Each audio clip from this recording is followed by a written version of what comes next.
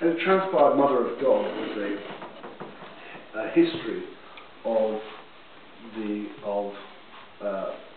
Mary, Miriam, and it was a very sober history. It was an intellectual, it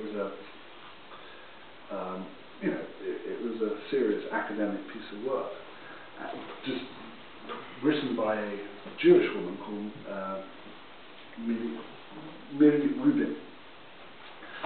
And I thought, why is this book called so much anger and irritation?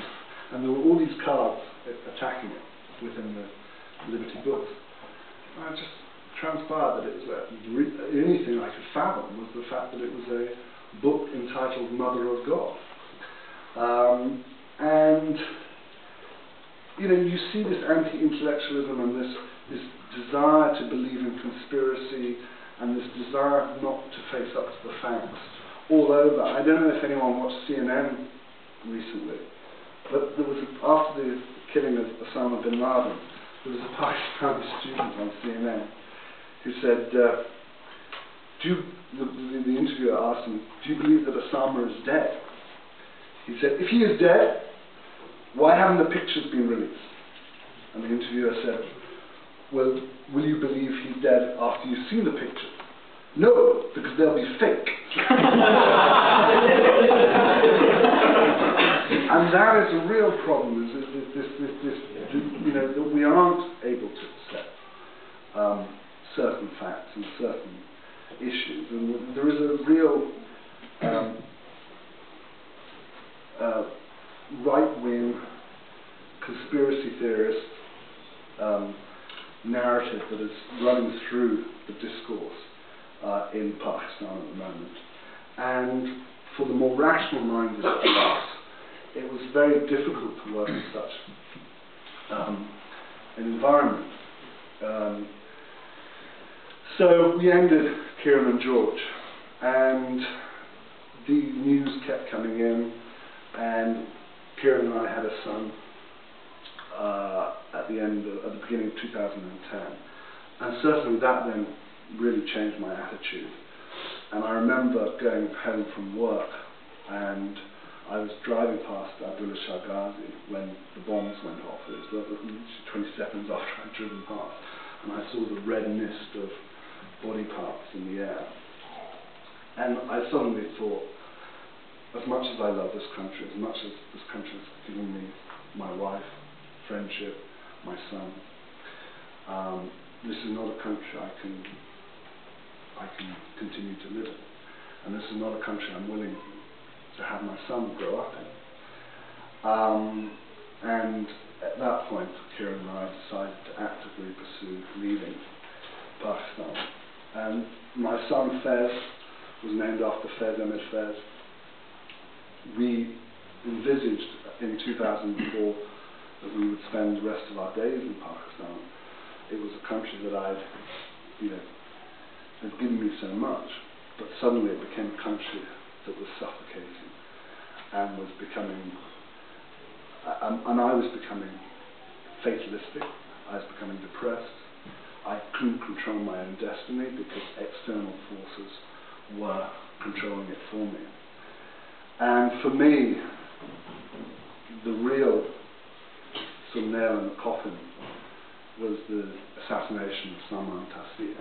Here was a man who was questioning a man-made law, a law made by the British that was given teeth by Zia al-Haq in the 80s, who made it a capital offence, who was protecting and looking out for the most vulnerable in our society, a Christian minority woman who had been accused of blasphemy. Here he was, doing nothing but challenging this man-made law. And then he was gunned down by his own guard, Mumtaz Qazi. And the reaction that followed Salman Taseer, if anyone was there in Pakistan, you know what the reaction was like. You saw this huge polarization. And suddenly it was very apparent to me that the small minority that we used to comfort ourselves by talking about small minority and extremists was no longer the case. Whilst there might be a small minority of extremists who actively take part in violence, the body of people who have an extremist mindset wasn't small. And it suddenly became apparent to me that,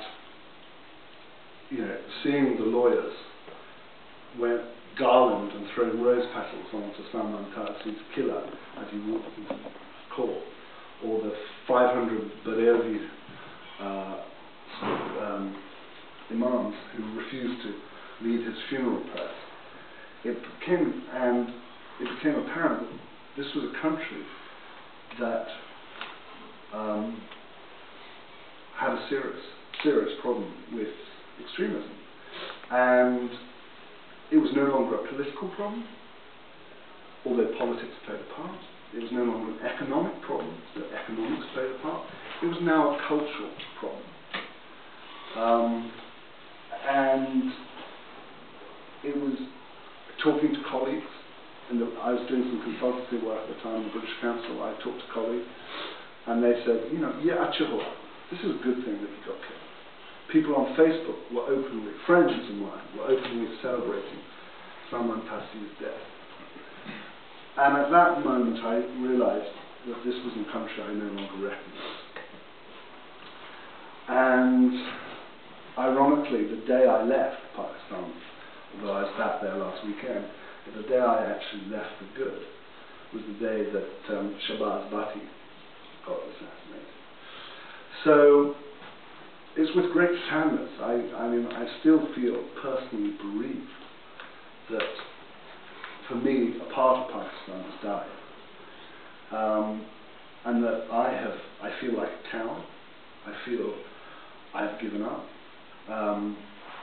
but I know that in the long term this is the best thing for my family, and for my son, because this is a country I no longer recognise,